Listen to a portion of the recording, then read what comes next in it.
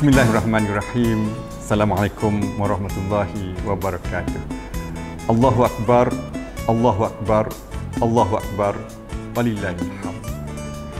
Alhamdulillah, segala puji pada Allah Subhanahu Wa Taala kerana dengan rahmat-Nya kita telah berjaya menyambut sekali lagi Aidilfitri pada tahun ini dengan penuh kemeriahan dan kegembiraan.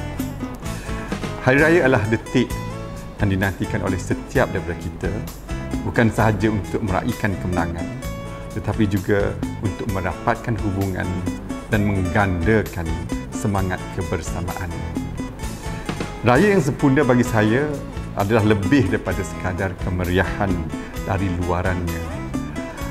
Ia adalah mengenai kesempurnaan yang kita capai dalam diri, dalam hubungan kita dengan Allah Subhanahu Wa Taala, dengan sesama manusia dan juga dengan kita diri kita sendiri.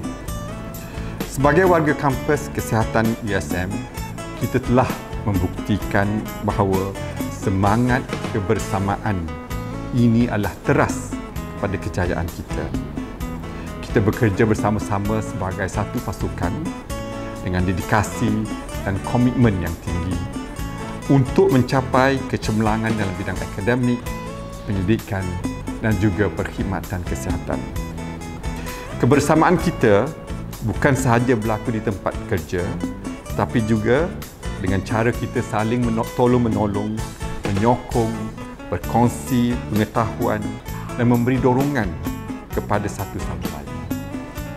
Inilah yang menjadikan kita lebih daripada sekadar sebuah keluarga yang saling menjaga dan menguatkan.